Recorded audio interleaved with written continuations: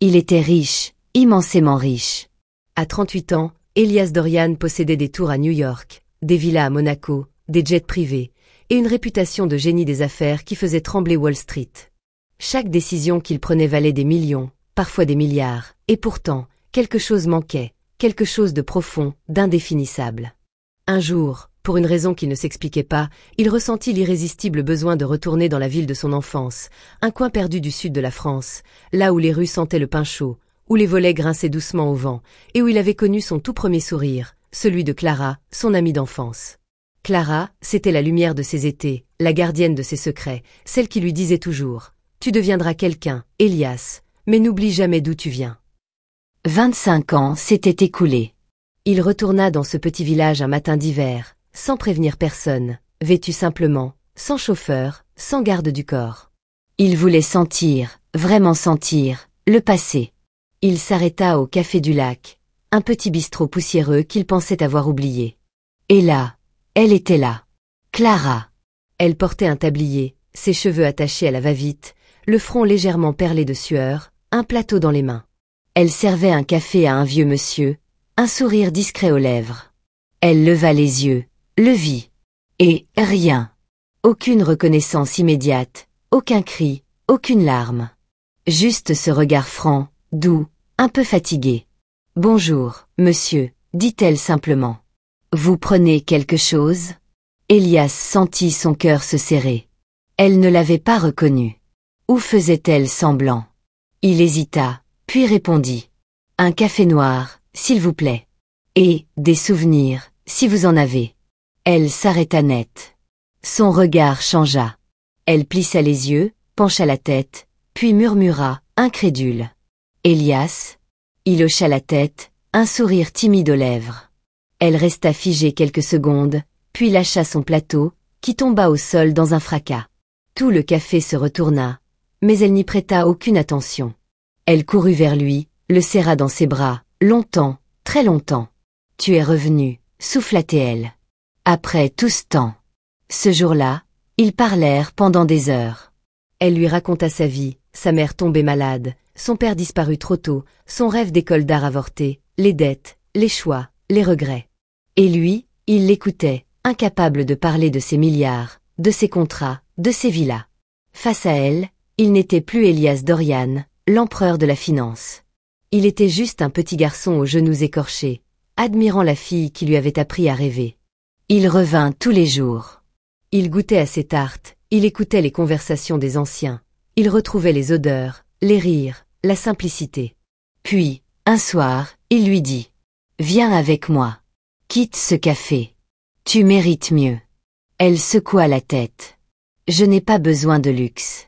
J'ai juste besoin de vérité. » Il la regarda, bouleversé. Alors, il fit quelque chose de fou. Il vendit tout. Ses tours, ses yachts, ses actions. Il ferma ses entreprises.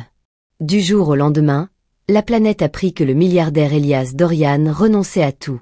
Les médias crièrent au scandale, les journalistes campèrent devant le Café du Lac, mais lui restait là, balayant la terrasse avec Clara, vivant enfin. Mais l'histoire ne s'arrête pas là. Des mois passèrent. Un matin, Clara reçut une lettre. C'était un vieux notaire du village. Elle devait venir d'urgence. Là, elle apprit la vérité. Elias n'avait pas tout vendu. Il avait créé, en secret, une fondation mondiale au nom de Clara. Une fondation qui allait financer des écoles d'art pour jeunes défavorisés, partout dans le monde. Il avait investi des centaines de millions, sans jamais lui dire, pour ne pas l'effrayer, pour ne pas briser cette vie simple qu'elle aimait. Et dans le testament qu'il avait rédigé quelques semaines plus tôt, il écrivait « Si je venais à disparaître, ne pleure pas, Clara. Continue à sourire, comme tu le faisais quand nous étions enfants. Car ton sourire vaut plus que tous mes milliards. Tu m'as appris à vivre, maintenant, enseigne au monde à rêver. » Clara fondit en larmes. Mais la plus grande surprise arriva quelques jours plus tard. Car Elias n'était pas mort. Il avait disparu, volontairement. Il avait mis en scène sa disparition pour se libérer définitivement du monde des affaires. Et quand Clara rentra au café, un matin, elle le trouva, là, vêtu d'un simple pull, un panier de croissants à la main, et ce sourire malicieux qu'il avait à 10 ans. Elle ne dit rien. Elle le frappa d'un torchon. Puis elle l'embrassa. Et tous les jours suivants, ils servirent des cafés, ils peignirent des toiles, ils envoyèrent des lettres à des enfants du monde entier, leur racontant que les rêves les plus fous peuvent naître dans les ruelles les plus modestes, et que parfois, un simple sourire peut changer une vie. La vie au Café du Lac s'écoulait lentement, paisiblement. Chaque matin, Elias préparait les viennoiseries, Clara dessinait dans un petit carnet en cuir, et le monde semblait s'être arrêté, suspendu dans une bulle de tendresse et de lumière. Mais un jour, un homme étrange entra dans le café. Grand, vêtu de noir, une valise attachée à la main, il demanda un verre d'eau, regarda Elias longuement, puis, entendant une enveloppe jaune, il murmura. « Il est temps, monsieur Dorian. » Clara, intriguée, demanda. « Qui est-ce » Mais Elias ne répondit pas. Il avait pâli. Son passé, celui qu'il croyait enterré, venait de frapper à la porte. Une fois l'homme parti, Elias ouvrit l'enveloppe. À l'intérieur, une photo ancienne, en noir et blanc, représentant 2 enfants devant un arbre mort, dans une clairière. Au dos, une phrase. « Tu sais ce que tu as fait ?» Clara, inquiète, demanda. « C'est toi, sur cette photo ?» Il hocha la tête, lentement. « Et l'autre enfant, c'est mon frère, » murmura-t-il. Clara recula, choquée. Jamais il ne lui avait parlé d'un frère. Il n'y avait que son père, froid, exigeant, et une mère disparue trop tôt. Elias s'assit, les yeux dans le vide. Mon frère s'appelait Mathias. Il était brillant, curieux, mais différent. On a grandi ensemble, mais, un jour, dans cette clairière, quelque chose s'est passé. Il a disparu. On n'a jamais retrouvé son corps. Tout le monde a dit qu'il s'était enfui, qu'il s'était noyé. Mais moi, je sais qu'il y avait autre chose. Ce jour-là, j'ai vu un homme étrange lui parler, puis, plus rien. Clara posa doucement la main sur la sienne. « Tu crois qu'il est vivant ?» Elias releva la tête. Ses yeux étaient humides. « Je crois qu'il est revenu. » Les jours suivants furent hantés. Elias reçut d'autres lettres, toujours anonymes, toujours accompagnées de fragments du passé. Un bracelet d'enfant.